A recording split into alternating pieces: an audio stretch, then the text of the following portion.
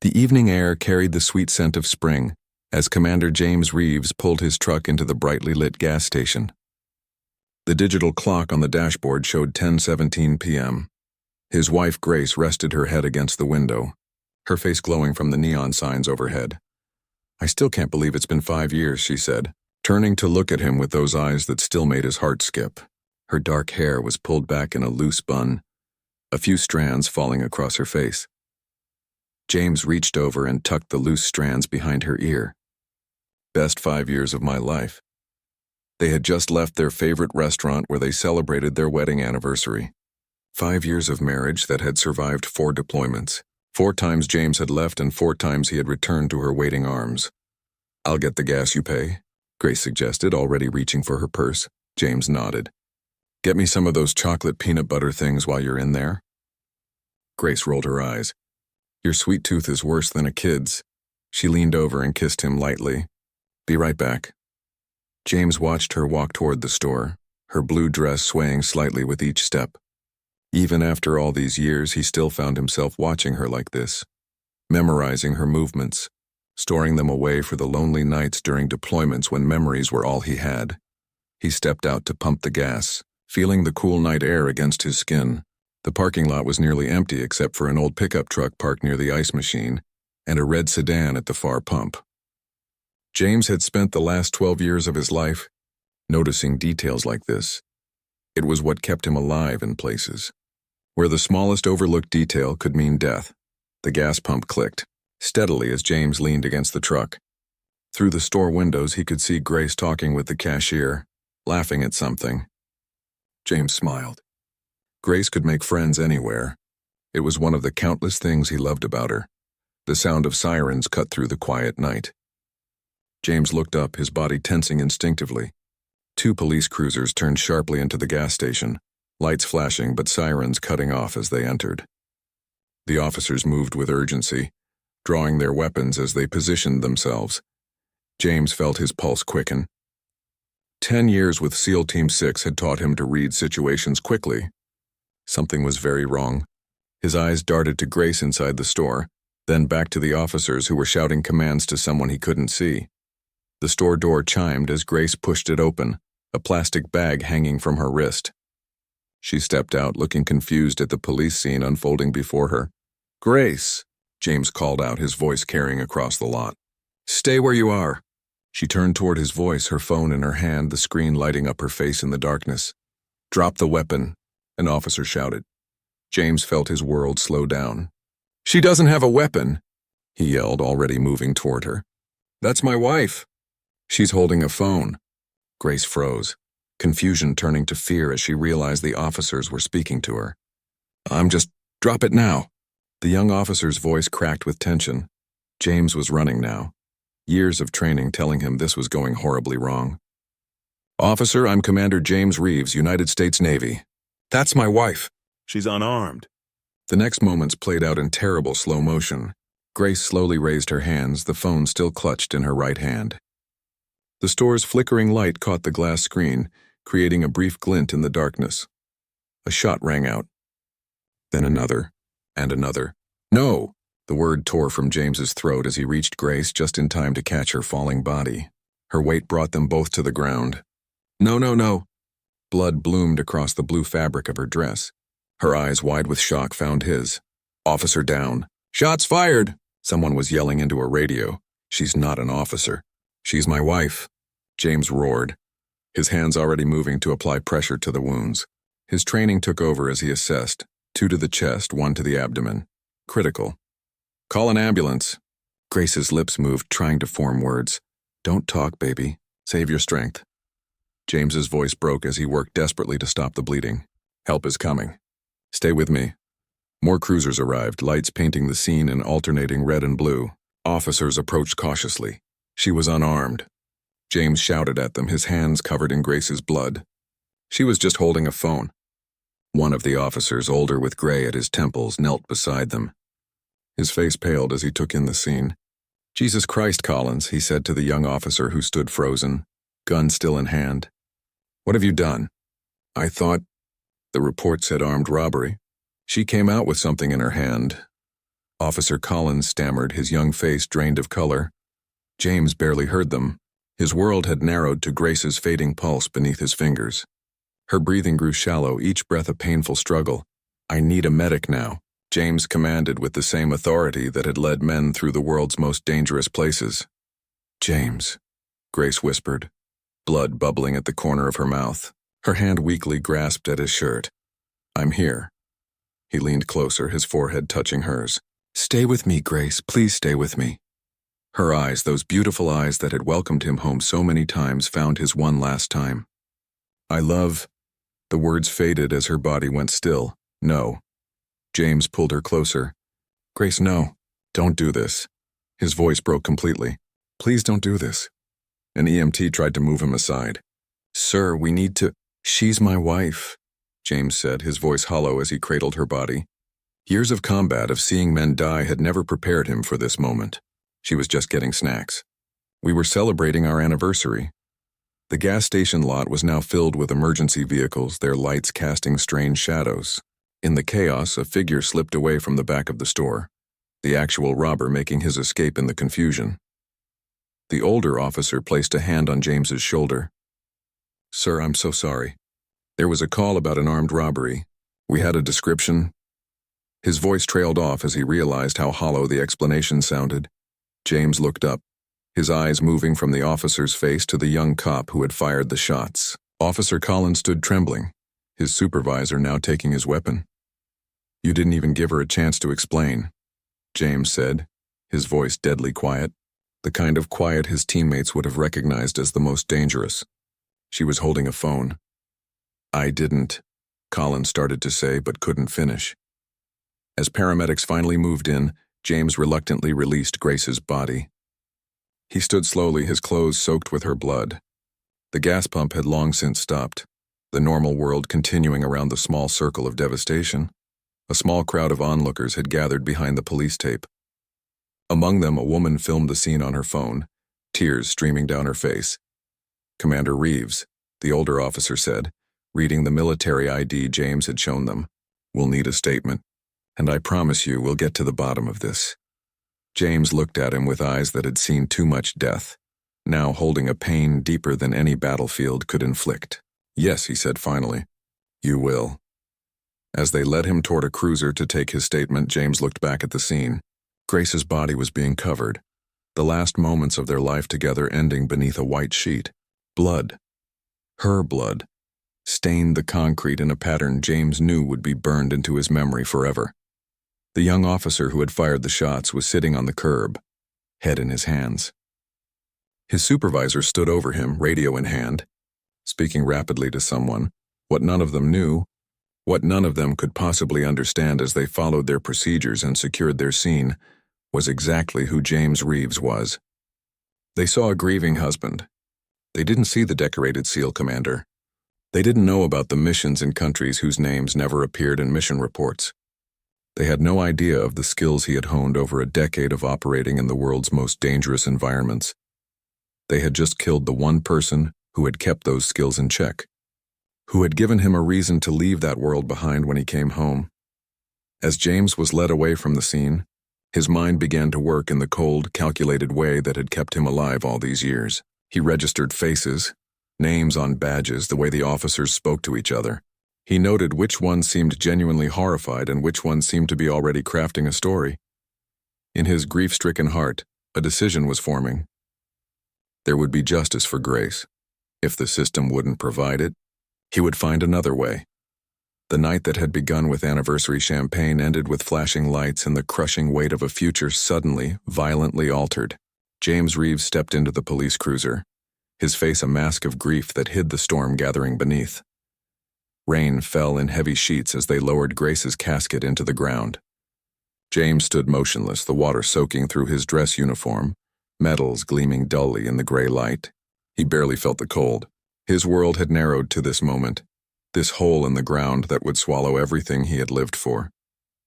Beside him, Grace's mother sobbed quietly, leaning against her husband for support. On James's other side stood Mike, his closest teammate from the SEALs who had flown in from Virginia as soon as he heard the news. Behind them, a small crowd of friends, family, and naval personnel huddled under black umbrellas. Noticeably absent were any representatives from the police department. 3 days had passed since the gas station. 3 days of numbness, of phone calls, of arrangements. 3 days of official statements calling it a tragic mistake and unfortunate misunderstanding. The young officer, Collins, had been placed on administrative leave pending investigation. The department expressed their deepest regrets.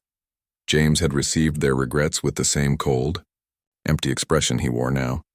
As the ceremony concluded and people began to disperse, a man in a dark suit approached James. He waited respectfully until Grace's parents had embraced their son-in-law one last time before stepping forward. "Commander Reeves, I'm Detective Wilson, Internal Affairs." The man's voice was low, meant only for James to hear. "I'm very sorry for your loss." James looked at him with red-rimmed eyes. "Are you investigating the shooting?" Wilson nodded, glancing around. "Could we speak somewhere private? Perhaps tomorrow?"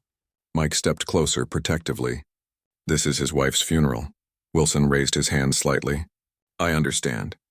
But there are things Commander Reeves should know. Things that don't add up about that night." James studied the man's face, looking for deception. He'd interrogated enough men in his career to read the subtle tells. Wilson seemed genuinely concerned. "Tomorrow. My house. 10 a.m., James said finally. Wilson handed him a card and left without another word. Mike watched him go. "You trust him?" James pocketed the card. "We'll find out." The house felt like a museum of a life that no longer existed.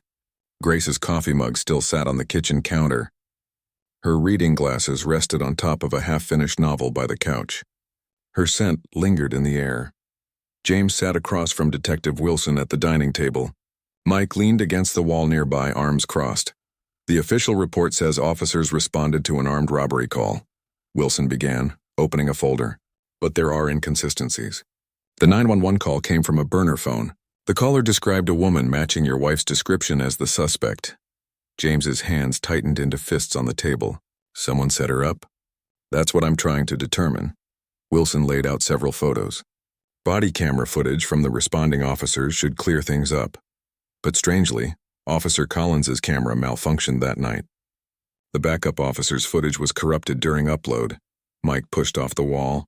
"Convenient, very," Wilson agreed. "There's more. The gas station's security system experienced a power surge that damaged the hard drive.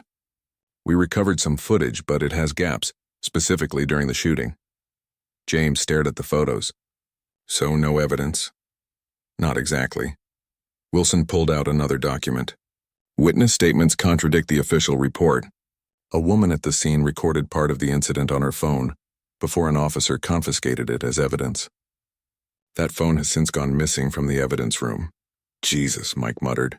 "Why are you telling me this?" James asked, his voice dangerously calm. "Why not your superiors?" Wilson's face darkened. "Because I don't know who I can trust in the department. Officer Collins has connections. His uncle is Captain Reynolds, head of the precinct.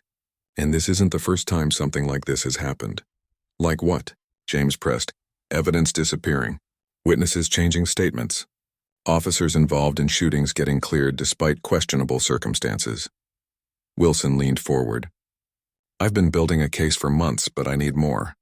Your wife's case might be the key. It's too public, too messy to cover up completely." James was silent for a long moment. "What do you need from me?" "Just be careful," Wilson warned. "If what I suspect is true, these people are dangerous. They've already tried to control the narrative. The department's statement yesterday called it an unfortunate incident during a high-risk operation. My wife was buying snacks," James said, his voice flat. "She was holding a phone." "I know." Wilson stood to leave. "I'll be in touch when I have more. Until then, trust no one." After Wilson left, Mike turned to James.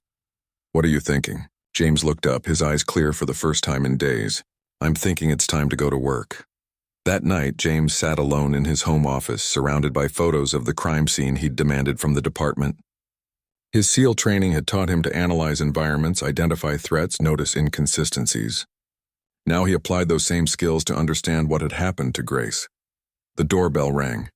Through the security camera, James saw a young woman standing on his porch, looking nervously over her shoulder. He opened the door cautiously. Commander Reeves? Her voice shook slightly. My name is Lily Chen. I was at the gas station that night. I saw what happened to your wife. James studied her for signs of deception, then stepped aside to let her in. The police took my phone, but I had already sent the video to my cloud account. She pulled out a new phone. I was afraid to come forward, but I can't sleep knowing what I saw. The video showed exactly what James had experienced. Grace exiting the store, phone in hand, police shouting, then shots fired without provocation. But the video continued after James had been focused on Grace. In the background, a police officer retrieved something from behind the counter, speaking with the terrified cashier. The officer threatened the cashier, Lily explained. Told him if he mentioned anything about the earlier visitors, he'd be deported. The cashier is undocumented. Earlier visitors, 2 men in suits were there right before you arrived. One stayed in the car. The other came in, handed the cashier something, then went to the bathroom. They left just before you pulled up. She paused. I was in the back by the coolers. They didn't see me. James rewound the video, focusing on details in the background. The cashier's frightened face. The officer pocketing something from behind the counter. Another officer removing what looked like a small camera from the ceiling. Why come to me with this? James asked. Lily's eyes welled with tears. Because my brother was killed by police last year. They said he had a gun. He didn't. The case was closed without investigation. She wiped her eyes. No one would listen to me then. I thought maybe you could make them listen now. After Lily left, James called Mike. I need equipment. The kind we used in Kandahar for surveillance. James, Mike's voice was concerned. What are you planning? I'm going to find out who killed my wife and why they're covering it up. James stared at the freeze frame of the officer removing the camera. And I need to know who those men in suits were. Over the next week, James transformed his garage into an operations center. Maps of the city covered one wall with the gas station at the center. Photos of key players, Officer Collins, Captain Reynolds, and other officers from the scene, were pinned to another wall. Red string connected people, locations, and events. James had spent years gathering intelligence in hostile territory. Now he was doing it in his own city. Mike and 2 other former teammates helped, concerned but loyal. They took turns watching the precinct, photographing everyone who entered and exited. They placed surveillance devices near the homes of key officers. They hacked into phone records, tracking patterns of calls. A picture was emerging. Multiple officers from that precinct frequented a warehouse on the outskirts of town. Captain Reynolds met weekly with a man James identified as Victor Crane, a developer with rumored ties to drug trafficking. The pieces are there, Mike said, studying the board, but we don't have the connection yet. James pointed to a photo of the gas station. It starts and ends here. Grace saw something she wasn't supposed to see. He picked up Grace's phone, which he'd finally received from the department. Scrolling through her photos from that night, he paused on their last picture together at the restaurant. In the background, barely visible, 2 men sat at a corner table.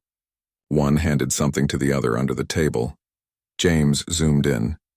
The man's sleeve pulled back, revealing a distinctive tattoo, the same tattoo he'd seen on Victor Crane in surveillance photos. She photographed a drug deal, James said softly. She didn't even realize it. He turned to his teammates, his eyes cold with purpose. They killed her because of what was in this picture, and they're going to pay for it. Mike saw the look in his friend's eyes, a look he'd seen in the most dangerous moments of their missions. What's the play? James studied the map. First we gather more evidence. Then we find someone we can trust with it. He looked at the photos of the officers involved, and we figure out how deep this goes. The rain continued outside, but inside James felt the fog of grief burning away, replaced by a cold, clear focus. The men who had taken Grace from him believed they were untouchable. They had no idea who they were dealing with. They had killed his wife, unaware that they had awakened something far more dangerous than they could imagine. They were about to find out. Morning light filtered through the blinds of James's garage, now unrecognizable as a place that once held yard tools and camping gear. Computer monitors hummed softly. Maps and photos covered the walls. An untouched cup of coffee sat cold beside a keyboard where James had been working through the night. 2 weeks had passed since the funeral.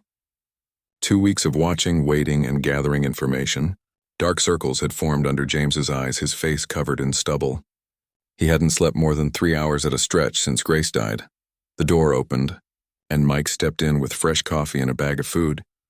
"You look like hell," he said, setting the coffee down. James didn't look up from the screen. "I'm fine. When's the last time you ate something that wasn't from a vending machine?" James ignored the question. "I got into Reynolds' email last night." Mike's eyebrows shot up. "The police captain? How'd you manage that?" "The same way we got into the terrorist cell's communications in Fallujah," James said, pulling up files on the screen. "People use the same passwords for everything. His kid's birthday got me into his personal email, which led me to his work account." Mike leaned over his shoulder. "And Reynolds has been communicating with someone called Keystone. They use coded language, but it's clearly about drug shipments." James pointed to specific emails. "They reference packages and deliveries with specific weights and values that make no sense for legitimate business." "Any mention of the gas station? Or Grace?" James's jaw tightened. "Not directly. But there's an email from the day before." He pulled up another message. "Reynolds tells Keystone there's a potential security issue at Checkpoint 3. The gas station is the third location on their regular route." Mike unwrapped a sandwich and placed it next to James. "Eat. You can't run on coffee and hatred." James took a bite mechanically, not tasting the food. "Reynolds is scheduling a meeting tomorrow night at the Blue Harbor warehouse. All the key players will be there." He turned to Mike. "We need to be there too." Mike studied his friend's face. "James, we need to think about bringing this to someone." "The FBI, maybe. Not yet." James stood up, stretching his stiff back. "We don't have enough. We need concrete proof of who ordered the hit on Grace." "It wasn't a hit," Mike said gently. "It was a—" "Don't say mistake," James cut him off, his voice deadly quiet. "The shooting may have been impulsive, but the cover-up is deliberate. Someone made that call to send officers to the gas station, specifically describing Grace as a suspect. Someone made sure the cameras malfunctioned and evidence disappeared." Mike nodded slowly. "All right. Tomorrow night, then. But you need to sleep first." James looked at the wall of photos, at Grace's smiling face in the center. "I'll sleep when they're held accountable."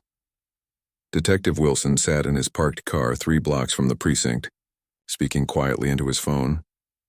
"I've been suspended," he told James. "Internal Affairs claims I've been conducting an unauthorized investigation." "How'd they find out?" James asked, immediately suspicious. "I requested access to the evidence room logs. Someone flagged it." Wilson sounded exhausted. "They're watching me now. I can't help you anymore, not officially." "What about unofficially?" There was a long pause on the line. "My sister's place in the mountains. Cabin by the lake. I'll leave something in the shed out back. The key's under the blue flower pot." He hung up without saying goodbye. That night, James drove 2 hours to a small cabin on Lake Evergreen. The property was dark, secluded among pine trees. He found the key exactly where Wilson had described and made his way to the shed. Inside was a large manila envelope. James opened it under the beam of his flashlight, finding a USB drive, a set of files, and a handwritten note. "Be careful who you trust." Back in his car, James plugged the drive into his laptop. It contained years of evidence Wilson had gathered, photos, reports, witness statements, bank records, all pointing to systematic corruption within the precinct. Captain Reynolds had been receiving large payments through a shell company tied to Victor Crane. Several officers, including Collins, who shot Grace, appeared on a private payroll. Drug seizures were consistently logged at lower weights than initially reported, the difference disappearing before evidence processing. Most disturbing were the incident reports. 7 shootings in the past 3 years, all with similar patterns. Witnesses intimidated, evidence lost. Internal investigations closed quickly. James scrolled through the files, his training allowing him to process and connect information rapidly. He'd spent years analyzing intelligence reports, identifying patterns and vulnerabilities. Now he was doing it to uncover who had taken Grace from him. One name kept appearing in Wilson's notes: Thomas Harding, District Attorney. Wilson had flagged numerous cases where Harding had quickly cleared officers or reduced charges against certain defendants, all with connections to Crane. James checked his watch. Almost midnight. The warehouse meeting was in 18 hours. Dawn found James and Mike parked near the Blue Harbor warehouse, watching early shift workers arrive. We need to get inside before the meeting, James said, studying the building's layout on his tablet. Mike nodded toward an approaching delivery truck. There's our ticket. They followed the truck to a side entrance, waiting until the driver stepped away for a smoke break. Years of covert operations had taught them how to move silently, how to become invisible in plain sight. Within minutes, they had slipped inside, finding their way to the warehouse's upper level. James set up tiny cameras at key points, devices developed for military intelligence now serving his personal mission. Mike placed audio receivers in light fixtures and beneath tables. You sure this is legal? Mike asked as they finished. James looked at him flatly. Does it matter? It will when we take this to the authorities. We'll cross that bridge later. James checked his watch. We need to clear out. Meet back here at 7. That evening, James sat alone in a van 2 blocks from the warehouse watching the feeds from their hidden cameras. Mike was positioned on a rooftop across the street as backup, maintaining their old protocol from missions. Captain Reynolds arrived first, followed by 4 officers including Collins. Then came District Attorney Harding, looking nervous as he glanced around before entering. Finally, a black SUV pulled up and Victor Crane stepped out with 2 bodyguards.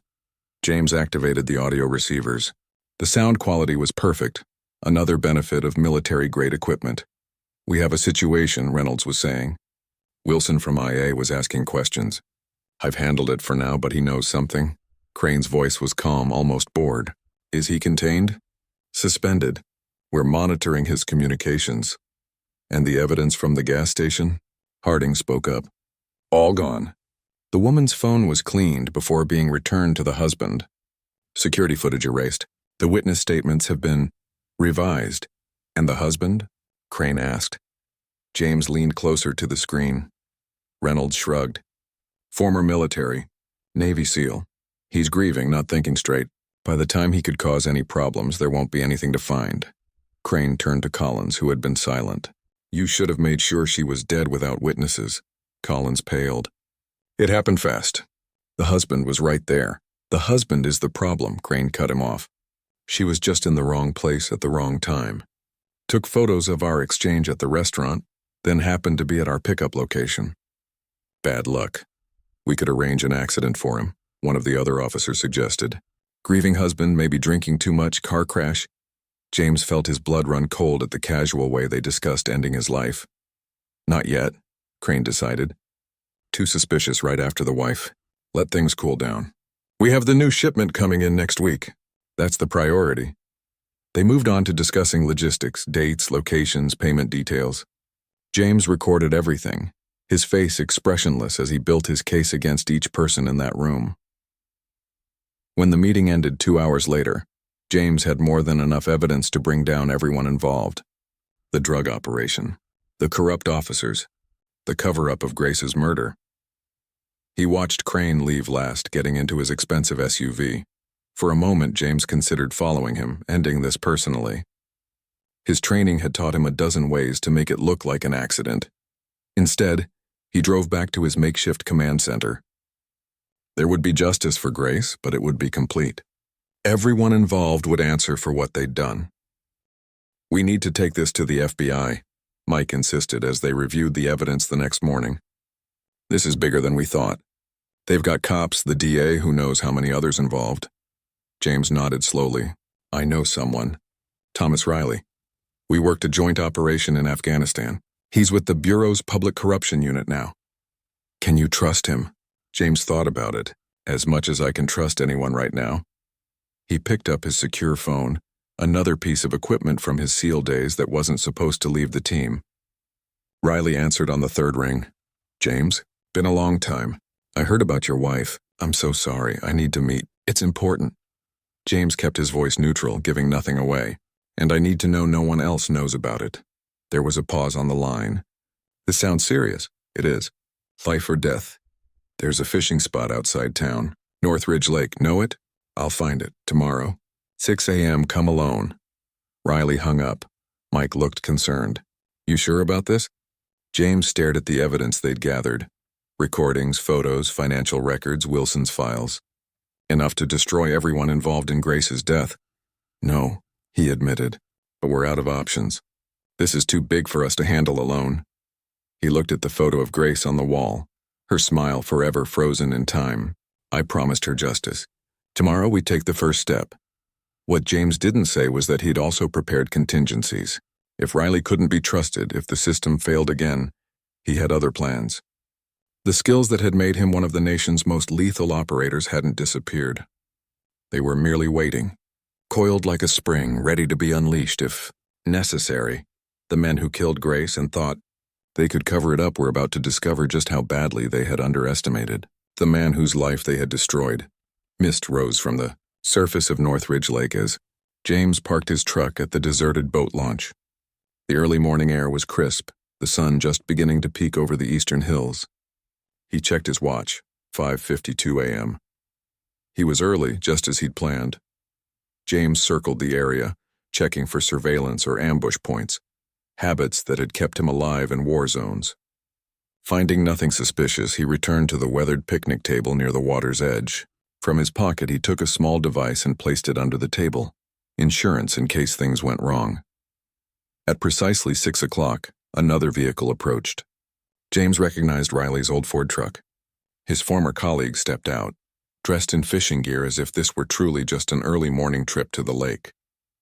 A good cover, James thought. Riley had always been smart about operational security. Been a while, Riley said, extending his hand. His face showed genuine concern. You look like you've been through hell. James shook his hand firmly. I have. They sat at the table, the lake stretching out before them, peaceful in the morning light. Such a contrast to the darkness James had been living in. I heard about what happened to your wife, Riley began. The official report said it was a misidentification. A mistake, it wasn't. James's voice was hard. And I can prove it, carefully. James laid out what he'd discovered. The corruption in the police department, the drug trafficking operation, the deliberate targeting of Grace because of what she had accidentally photographed, the extensive cover-up. He showed Riley photos, transcripts, financial records, everything except the source of his surveillance equipment. Riley listened silently, his expression growing grimmer with each revelation. When James finished, Riley rubbed his face wearily. Jesus, James, this is massive. You're talking about the police captain, the district attorney, major players in the city. I know exactly who I'm talking about. James replied evenly. Everyone who had a hand in killing Grace and covering it up. Riley studied the evidence again. How did you get all this? Does it matter? It will if we're going to build a case. Some of this might not be admissible if it wasn't obtained legally. James leaned forward. I don't care about admissible. I care about justice. These people murdered my wife and thought they could get away with it because they wear badges or sit in fancy offices. I understand you're angry. This isn't about anger. James cut him off. This is about right and wrong. These people are supposed to protect the innocent. Instead, they're killing them to protect their drug operation. Riley was quiet for a moment. Let me take this up the chain quietly. We'll need to set up a secure team, people we can trust absolutely. This kind of corruption case with these players involved, it's going to be delicate. How long? A week, maybe 2 to get everything in place. Riley gathered the documents. In the meantime, you need to lay low. If they even suspect you know something, they already do, James interrupted. They discussed arranging an accident for me at their meeting. Riley's eyes widened. Then you need protection. Come in with me, we can... No, James stood up. I have my own security measures in place. Just make this happen, Riley. I've given you everything you need. As Riley drove away with the evidence, James remained by the lake, watching the morning light play across the water. He wanted to believe in the system, in the process, but he'd seen too much, lost too much. If Riley's way failed, he had a backup plan. 3 days passed with no word from Riley. James maintained his surveillance of the key players, noting their movements, their routines. The waiting was the hardest part. In combat, there was action, decision-making. This felt like being trapped in limbo. On the 4th day, his secure phone rang. We have a problem, Riley said without preamble. Someone in the bureau leaked information. Harding and Reynolds know we're building a case. James felt his stomach tighten. How bad? Bad enough. They're moving up their timetable for the next shipment. Tomorrow night instead of next week. And they're clearing out their accounts. Getting ready to run. What about our case? Riley sighed. My supervisor wants more evidence before moving on anyone at their level. Politics, James. They're afraid of the blowback if we go after the DA and police brass without an airtight case. We have an airtight case, James said coldly. Not in their eyes. We need the drugs. Physical evidence they can't dispute or make disappear. James thought quickly. The shipment tomorrow. If we had that, then we'd have everything we need, Riley finished. But we don't have enough people I can trust to run an operation like that on such short notice. James was already mentally calculating what he would need. I do. James, no. This isn't Afghanistan. You can't just... They killed my wife, Riley. They're going to get away if we don't stop them now. There was a long silence on the line. What do you need from me? Just make sure you're ready to move when I give the word. Night fell over the city as James briefed Mike and 3 other former teammates in his garage headquarters. Men he'd trusted with his life in the world's most dangerous places. Men who had dropped everything to come help when they heard what had happened to Grace. This is the warehouse, James pointed to the blueprint spread on the table. The shipment arrives at 11 p.m. by boat at the private dock. They'll move it inside for distribution. That's when we document everything and call in the FBI. And if the FBI doesn't show, ask Diego, a former sniper who'd served with James for 6 years. They'll be there, James said with more confidence than he felt. Riley's good people, and if he's not? Pressed Tom, the team's former demolitions expert. James met his gaze steadily. Then we still have everything we need to make sure these people never hurt anyone else. The men exchanged glances. They all understood what James wasn't saying. Just like old times, Mike said, breaking the tension. Except the bad guys are supposed to be the good guys. They stopped being the good guys the moment they put on badges and started dealing drugs, James replied. The moment they shot an innocent woman and covered it up. He laid out the plan in detail. Their positions, communications, protocol, contingencies. They would observe only, document everything, and call in the authorities at the right moment. That was the official plan anyway. We go in with non-lethal gear only, James emphasized. No matter what happens, we're not the killers here. They are. The men nodded, but there was an unspoken understanding among them. If things went wrong, they would do whatever was necessary to protect each other and complete the mission. The next evening, James and his team were in position around the Blue Harbor warehouse. Diego on the roof of the adjacent building with a long-range camera. Tom monitoring the road approaches. Mike and James closer to the dock, hidden among shipping containers. At 10:45, Captain Reynolds arrived with Officer Collins and 2 others. The district attorney's car pulled in minutes later. Then came Crane's SUV, followed by a black van with 4 armed men. More security than last time, Mike noted through their comm system. They're nervous, James replied. They know something's coming. At precisely 11 p.m., lights appeared on the water. A sleek boat approached the private dock, its running lights dimmed. 4 men unloaded large waterproof containers, wheeling them up to the warehouse. James used a high-powered microphone to capture the conversation inside as Crane inspected the contents. Purest product we've had in months, Reynolds was saying. Street value close to $3 million. James documented everything with a night vision camera, capturing faces, the drugs, the money-changing hands. Then he sent the live feed to Riley with a text. Moving now. FBI's 10 minutes out, came Riley's reply. Wait for them. James was about to acknowledge when movement caught his eye. 2 men were dragging someone from Crane's SUV. Detective Wilson, his face bloody and swollen. They have Wilson, James told the team. He's alive, but not for long by the looks of it. We wait for the FBI, Mike reminded him. They watched as Crane questioned Wilson, who barely seemed conscious. Reynolds held a gun to the detective's head. He doesn't have 10 minutes, James decided. New plan. Tom created a distraction at the south entrance. Diego, be ready to cover our exit. Mike, with me. We're getting Wilson out. James. Mike started to object. We're not letting another good man die. James's tone left no room for argument. 30 seconds. Tom's distraction came in the form of a small explosive charge at the far end of the warehouse. Not enough to cause serious damage, but sufficient to draw attention and create confusion. As guards ran toward the noise, James and Mike slipped in through a side entrance. The layout was exactly as their intelligence had indicated. They moved silently toward the main floor where Wilson was being held. James could hear Crane shouting orders. "Find out what that was. You two stay with the product." Using the confusion, James and Mike approached from behind a stack of crates. Wilson was slumped in a chair, Reynolds standing over him with the gun still trained on his head.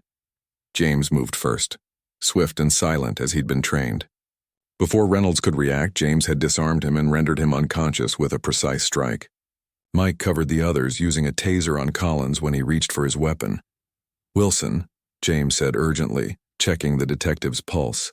"Can you hear me?" Wilson's eyes fluttered open. "Reeves, you shouldn't be here." "Neither should you," James replied, cutting his restraints. "Can you walk?" Wilson nodded weakly. James helped him up as Mike secured Reynolds and Collins with zip ties. "The evidence," Wilson mumbled. "Need to get already documented," James assured him. "FBI's on the way." That's when the first gunshot rang out. One of Crane's men had spotted them. Mike returned fire with a non-lethal rubber round, giving them cover to retreat. "Diego, we need cover at the east exit," James ordered through the comm.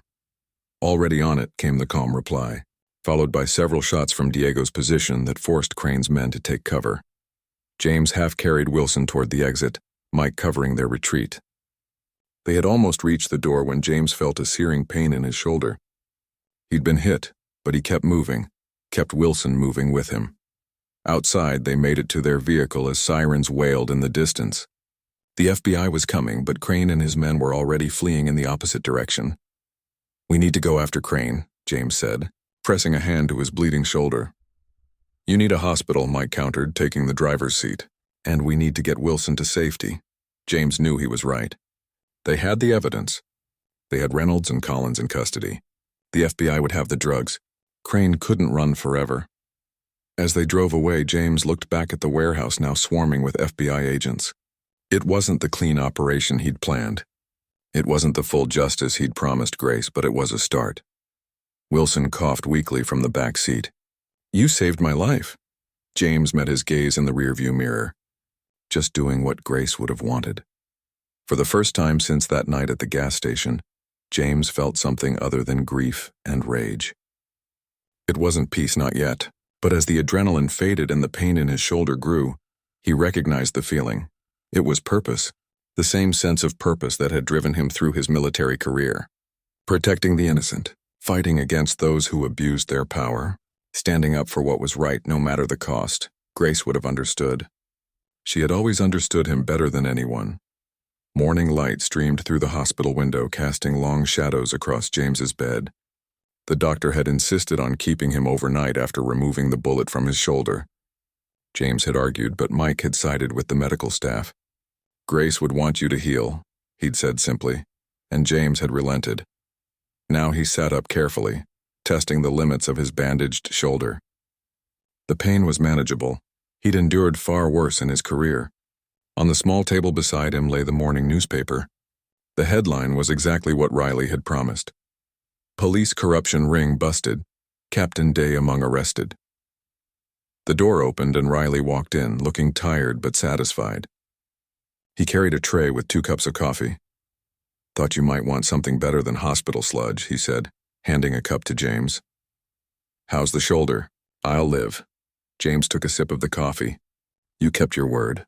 Riley nodded toward the newspaper. Front page. "The Bureau's making a big deal out of this one. 10 arrests so far, including Reynolds and Harding. The drugs were exactly where you said they'd be. Street value over $3 million. We found financial records in Reynolds' office safe linking them to 6 other dirty cops." "And Crane?" Riley's expression darkened. "Still in the wind. But not for long. His accounts are frozen, his properties seized.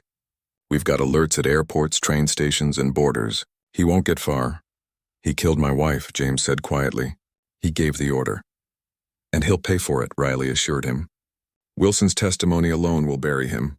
Add the evidence you gathered, the surveillance footage, the financial trails. Crane's looking at life without parole." James was silent for a moment, staring into his coffee. "When can I go home?" "Doctor says this afternoon, assuming your vitals stay stable." Riley checked his watch. "There'll be questions, James. Formal interviews about what happened at the warehouse. You and your team were civilians conducting what could be considered an unauthorized operation. We saved Wilson's life, which is why you're here, And not in a cell, Riley pointed out. I'm not the only one who pulled strings for you. Wilson's got a lot of friends in the department, the honest cops who were disgusted by what Reynolds was doing. They're grateful.